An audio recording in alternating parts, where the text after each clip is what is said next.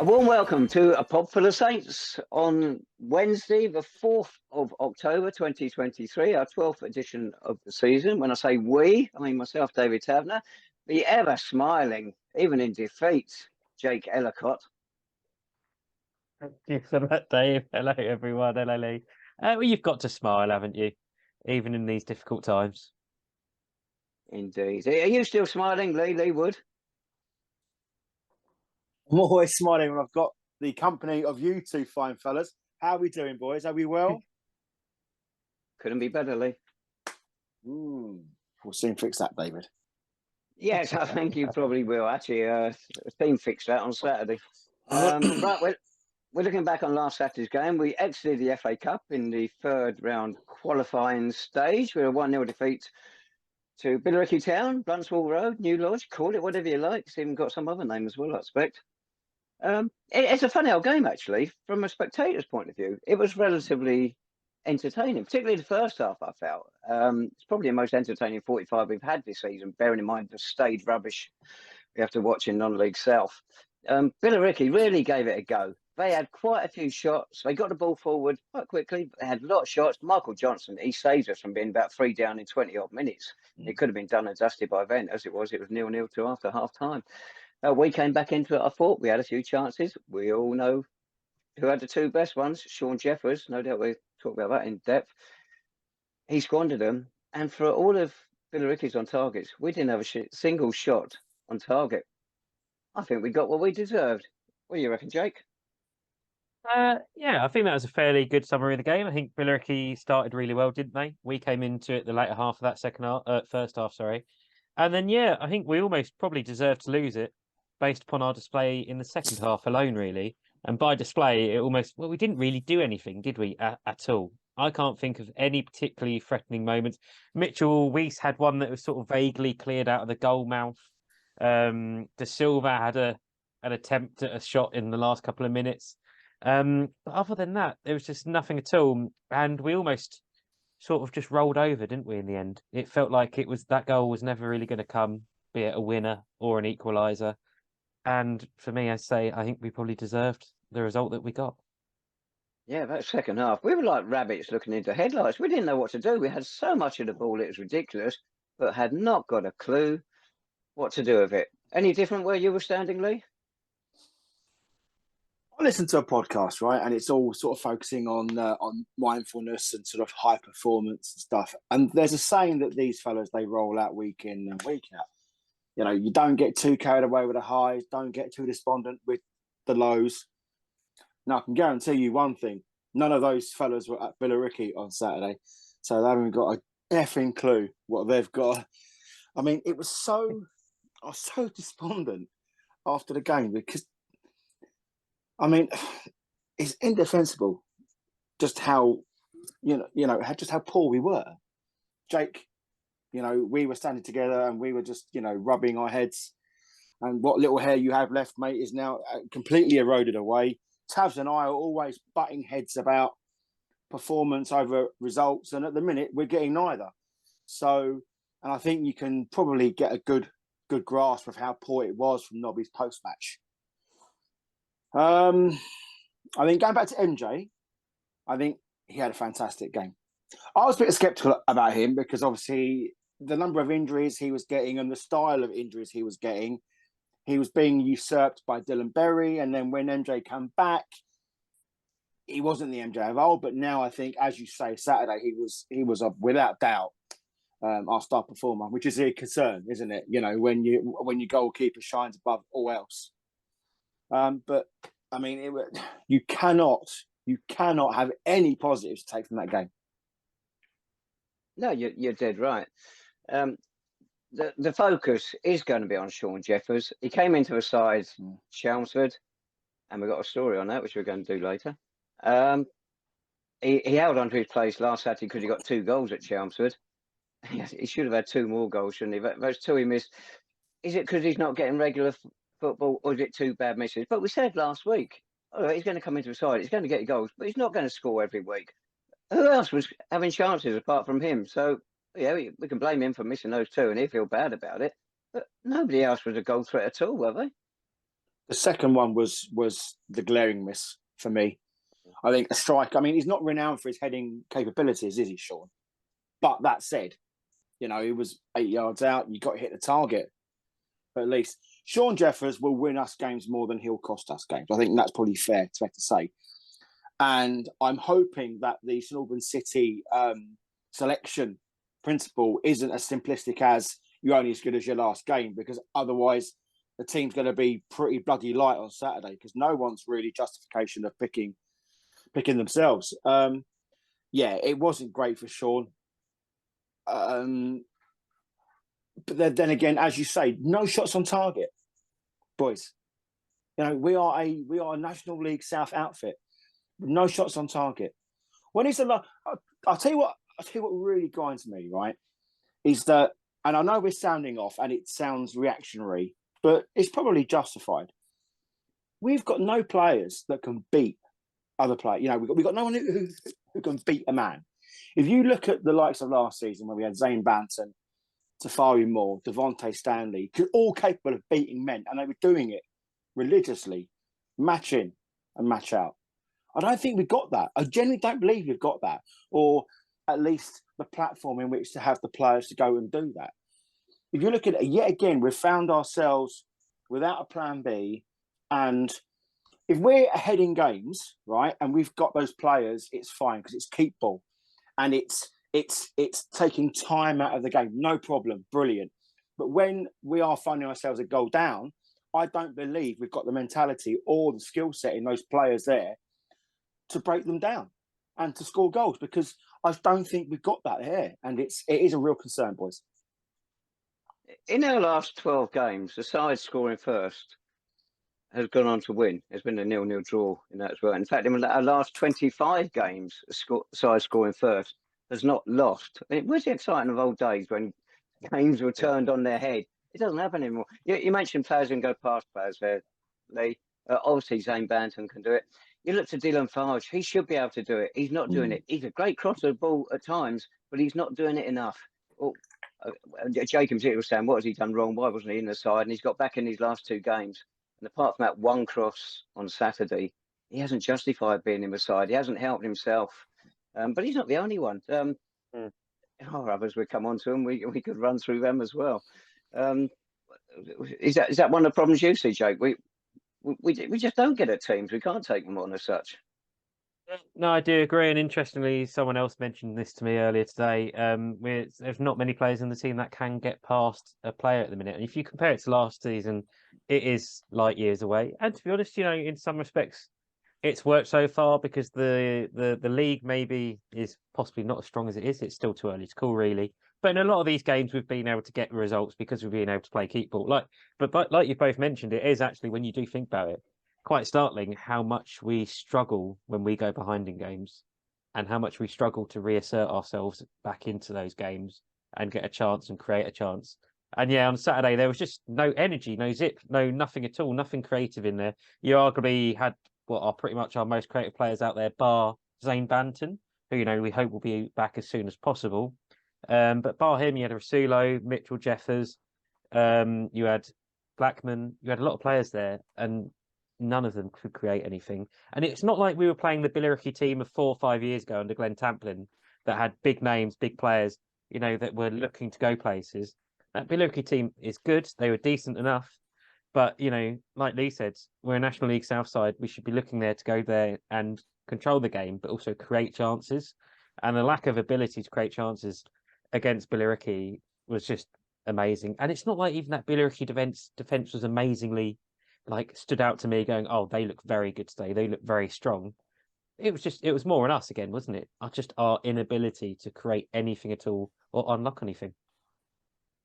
I think actually, from what I heard from a reliable source, Billericay got a good budget. It's above about our budget, but ours isn't going to be one of the highest in National League South anyway. So we got a decent budget, particularly for the level they're at, one division below us. But again, the way we play, this is only the second time in our history we've gone 12 games into the season and we've yet to score 3 times in a single game, which says a lot about the way we're playing, isn't it? Does Nobby need a rethink on his style? because he can look at the league results and say, well, no, I don't need one at the moment. It's all going swimmingly there. National League South is set up for this style of football. Not many chances either end. There's going to be few goals scored. I don't think it's a case of a total rethink just yet, because prior to Saturday, we were on a decent little run, and all right, the football wasn't the greatest, but that's not always the prerequisite, as you well know, Tabs, as you preach. But the thing is, I think it's the manner of the defeat which hurts the most, because, no shots on target. I mean, where do we go? Because the thing is, it's not as though he's got an abundance of talent on the bench to sort of call upon now, because he's down to the bare bones in terms of injury. Is it an injury crisis? You probably could say it is, because both his fullbacks are out. You got one of your key attacking men in Zane Banton. He's out. You've got players who are out of form. A striker who's trying to rekindle his confidence. At the minute, it's a bit of sixes and sevens, and we need to get some results back on the board and get that confidence back in again, because the games are going to be coming thick and fast, and they're not going to get any easier. Got 6 players out through injury, and a fair chance a lot of those will be in that starting lineup. And Nobby didn't use that as an excuse in the post-match interview. He criticised the performance, which is fair enough. But ultimately, manager, of course, is responsible for that performance. We are missing players left, right, and centre. I forgot where I was going with that, so I'll let one of you two pick it up, and I'll come back to where I was in a minute. We are missing players, and that is understandable. But like we've said throughout the season, even with these defensive casualties almost at the minute, there's so many of them. The defence wasn't particularly an issue for me on Saturday.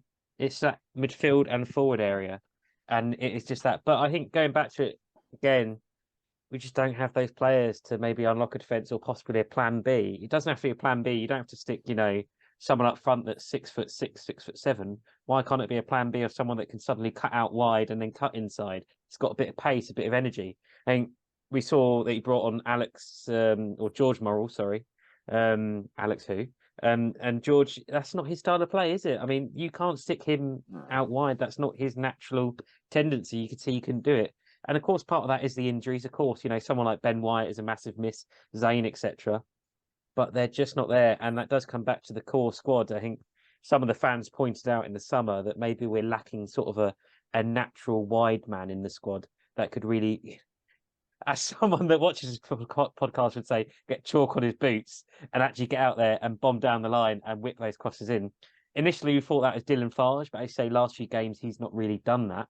So you just wonder, is there a position in the squad for someone like that, a Glenn McConnell, a Shea Cooper, etc., that can just add something a little bit different? Glenn McConnell had another 10 minutes for Cambridge United last night, by the way, in their glorious 4-0 defeat. You mentioned Plan B. Well, we saw it Saturday. 3 minutes into injury time, we stick a centre half onto the pitch and stick him in the attack. I mean, what are you expecting to say? He came on only because Clarkey was injured. But you're looking at bench, poor old George, teenager. It's asking a lot for him to come on and turn it around. We didn't have Bobby Dunn on the bench, did we? Apparently, from what I've been told, a 7-dayer came in for him last week, and that was up in the build-up to the Billericay game. So he was going to be off before that game, and off he's gone to Chatham Town. But why hasn't he been given a chance? He's an attacking midfielder. We're crying out for him, aren't we? Brian Blackman, we know how good he is. He's not having a good season at all. Saturday was about as poor as it can get for him. Andronicus Georgiou. Oluwal. I'm sorry. National League South players? Well, okay. Possibly. I mean, in terms of giving players chances, yeah, Bobby Dunn probably didn't have his fair share cut of the cloth, but you don't really know what's gone on behind the scenes there. But look, the fact is, Noel, Morrell, Georgiou, good players, not great players, good players, can do a job for us. But ultimately, I think that job and that shift is falling a little bit short. Look, Saturday, I think really, really was just the epitome of how bad it can be. There was no zest. There was no life. The passing was very mundane. But the thing is, this is what I'm going to say. You know, Jake alluded to it there. When teams go one up against us, they're just going to sit in 2 banks of 4, and it's fine. Off you go. You're right there, Taz. You had a bit of a No, stroke. I'm disappearing down a plug hole here. Phone's even got bored of it now. It isn't sitting up straight. Well, I better start talking then, mate, as everyone cheers around St Albans. But yeah, I mean, look, it's bad. It was bad, and we deserve exactly what we got. Absolutely soddle. Yeah, I can't argue with that at all. And I think some people watch this and think we're probably being a bit overreactionary to the result and the performance, and totally fair enough. It is only one game, were they? No, exactly. It is only one game, and as you said earlier, Lee, we've been on a decent run recently, and the league position looks pretty healthy. You know, going into Saturday's game, we've got confidence in the league that we get something there. But the performance and the result, and I think if you would say that we're being overreactionary, just look at David Noble's post-match. I think his is pretty much the equivalent of what you would expect. His was probably the maximum of what a manager could say without certainly calling out certain individual players and just going full hell for leather. So I think it was a poor display, poor performance, poor result. FA Cup draw on the Monday didn't help either. Billericay got Sheffield United at home. So it just feels like a bit of a missed opportunity, doesn't it? And I think that is what really grinds your gears. When we had great support there as well Saturday. A lot of fans made the journey, even though there was no train. Well, there was some trains. Some fans had some interesting some interesting journeys across to Essex. And it was just one to forget in the end. If you were a neutral fan, would you pay £16.50? It's 2 teams in the same city. Would you pay £16.50 to go and watch our football, or £12 to go and watch Billericay? I mean, you got to put that into context, haven't you? Really? I mean, I know what you're trying to get at, and I do. But the thing is, right. So after the game, some old timer from the home support come up to us, didn't he? Because, you know, I expected a lot more from you boys. You were just disappointing. I'm like, well, yeah, you and me both, pal. Because I think he said it was easy. He said it was easy. You know, we just sat back and absorbed all of the pressure. And at times, they almost hit us over the top on the break as well. And it wasn't until like really the last 15 minutes where we just basically camped out in their half. And we still couldn't muster a shot on target, for crying out loud. I think we need to put it down to a bad day at the office. But, you know, cup runs breed confidence. We've seen it firsthand. And as Jake said, you know, the pub team in Essex got an even worse team in the cup. So, you know, respect where it's due, because Billericay did a number on us and we weren't anywhere near their level of just an organisation, if anything else. You know, they weren't clinical in front of goal. Their goal was well taken, granted, but the fact is we should have had enough. Even with all the injuries and all the things we just highlighted, we should have had enough. And ultimately, I think it just comes down to just have a shot on target, see what happens. Yeah, you've got to try it. Speculate to accumulate and all that nonsense. I'm talking of pompous phrases. I've got one here from our second scout. He posted a Twitter. Now, this is unbelievable. He said, "Oh no, you can learn a line from a win and a book from a defeat." I'm sorry.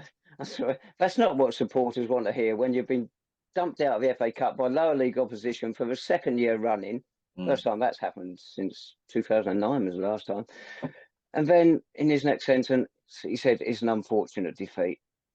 I don't think it's unfortunate was the word we were looking for Saturday night, was it? No. And I don't think it's the one David Noble would have used either. And I think that's the person whose opinion probably matters the most, doesn't it, on the coaching staff? Yeah, I don't think he'd agree. It's not the term that we used either, was it? In the Popmobile afterwards, going home, boys. So you know. Well, he names himself on his Twitter thing as second scout. Who knows we had a second scout? Who knows we got a first one? There's nothing the club puts out any information who our scouts are. We've not got a clue who these people are. So, and also, who was a scout then who went to watch Billericay and didn't notice that they quickly spotted that our side lacked speed and they exploited it? Our scouts didn't pick up from it. Are you scout number 1 by any chance, Dave? Because with that sort of synopsis, mate, you get yourself a new job. Well, I know nothing about football. I think it'll be ideal at the moment.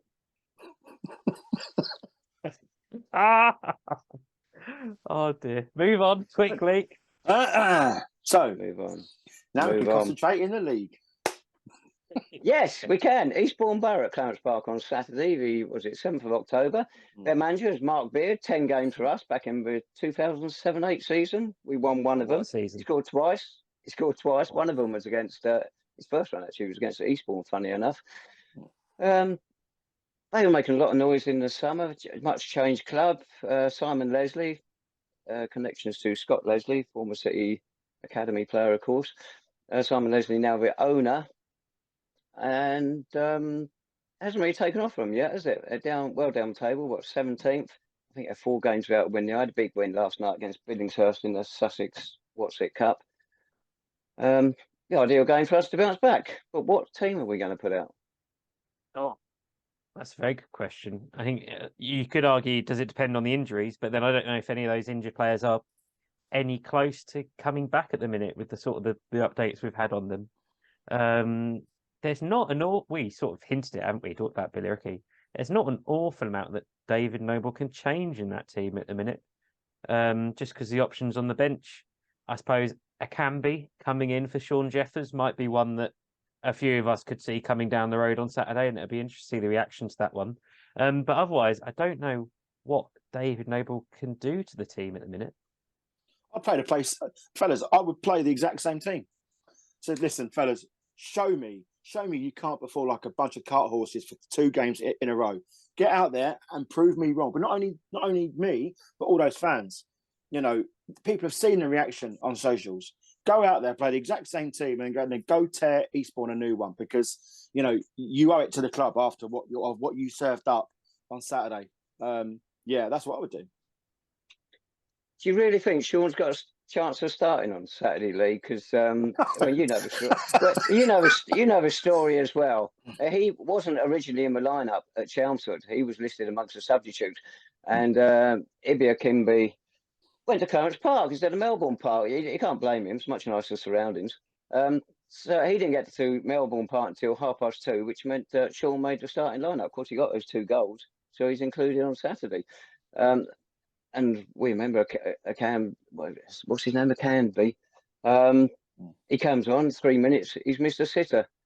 It wasn't his day all round, was it, for direction? But do you think he's going to come in really instead of Sean Saturday? As I said before, I'd hope that Sean isn't made a scapegoat for a bad result on Saturday. If that is what's happened with Akambi against Chelmsford, then that's fantastic. I mean, that is about as non-league as it gets. I hope he doesn't. I hope Sean doesn't get dropped. I think, give him a chance to sort of get that confidence. Because the thing is, we're going to need goals to win these games, Tabs. And, okay, the new fella's going to come in and he's going to throw himself about a bit, but he's not exactly prolific. He's had more clubs than probably Sean has, to be fair. So that's saying something. So we're going to need strikers. Play them together. Play Mitch. I thought Mitch and Sean worked really, really well against Chelmsford. Sean saw an opportunity there and he took it. So let's give him the benefit of the doubt. And as I say, if it is you're only as good as your last game, then no one's playing on Saturday because they're all terrible. So let's just put a line under it and go again. Just play your best team. And I think that includes Sean. If either of the fullbacks are fit, does that change it though? Because what did we go with? A 3, wasn't it, last week? I think. I suppose the only other alternative we could have made was maybe push back Blackman into one of the fullback slots, or push Ben Smith back into the right back. But he didn't. He went for the 3. He might prefer to tighten up a bit. Then again, we've only conceded 12 goals all season, which isn't bad in 12 games. And in the last 6 games, we haven't let a goal in the first half. So whatever he's put out there defensively, it hasn't worked that badly. Yeah, I think that's fair. I'd be hesitant about rushing any of these players back for Saturday myself.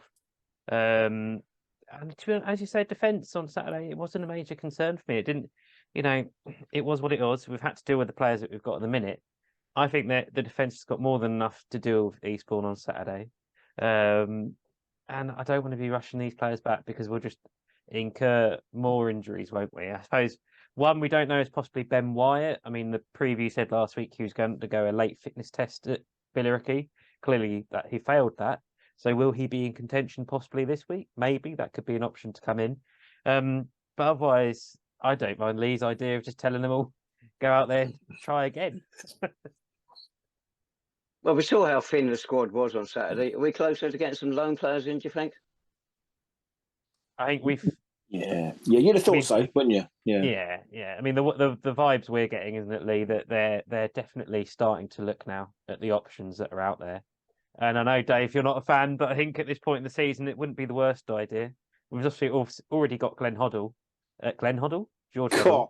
I'll tell you what, he's done well, mate. I wish we had Jen. And even. But obviously, he's still on loan, but he's not fit at the minute. But I think with the squad the way it is, we don't know how long these injuries are going to be. I mean, I'd be more than understanding if they do look at some loan options out there.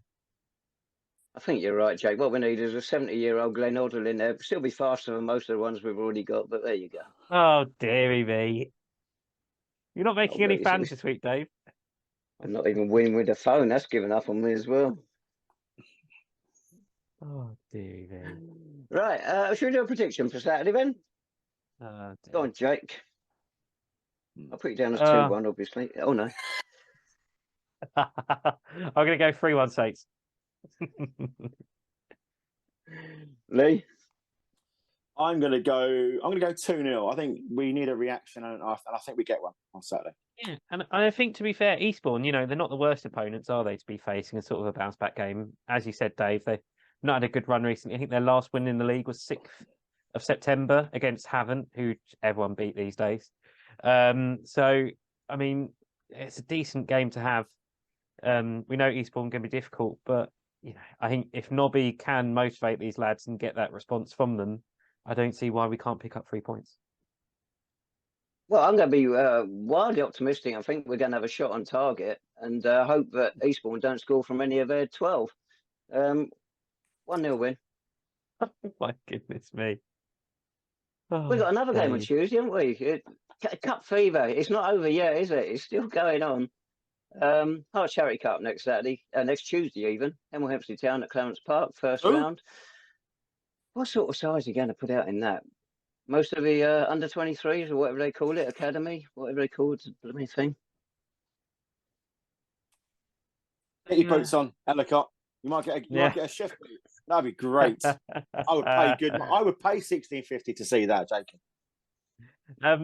You say that, Dave, but the risk is, you don't want to be the team that runs out with their under 23s and then Hem will bring their first team, and you suffer a bit of a stonking defeat. I think if I was Nobby, I'd just go with a not dissimilar team, maybe include a couple of under 23s, but with the way the squad is at the minute, I think that's all he can do. It's funny you should say that, Jake, because our record defeat in cup competitions is 10-0 at Vauxhall Road, which is about 10 years ago, wasn't it, I think, where we did stick the reserve team out and Hemel didn't play ball. They stuck a much stronger side out and, beat us 10-0. Didn't Gary Sippets get 5 that day? I got a feeling he did. Gary Sippets, Jesus. Yeah. No, Gary Sippets, very similarly, but they are different. He thought he was. Yeah, there we go. Very good. Very, very, very good. Very good. So anyway, that's the risk, predictions for that one. It is a risk. Yeah, you do risk getting annihilated. I'm going to go 10-0 Saints. Bit of redemption. Yeah, love that. I'll go 2-2, and I presume penalties will lose on. Actually, no, we'll win on penalties because of Michael Johnson. Yes, of course. Good point. Excellent. Who plays? Never heard so much bullying all my life. I don't know what to make of this. As we say, we don't know what side we're going to put out, do we? Let's go for a 3-2 defeat. Goals galore. So much optimism. Right. Have we got any other snippets of news? No, I don't think so. If anyone wants to donate today, sort of a phone holder or a camera holder, that'd be nice, wouldn't it?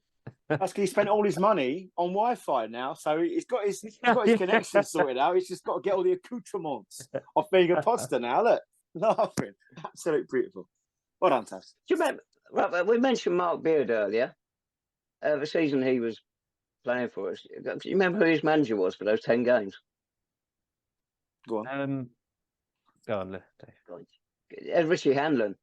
Yes, She thought it Hanlon. was. Thought it was. And Hanlon got sacked on the Sunday, I think it was, after the defeat at Bath.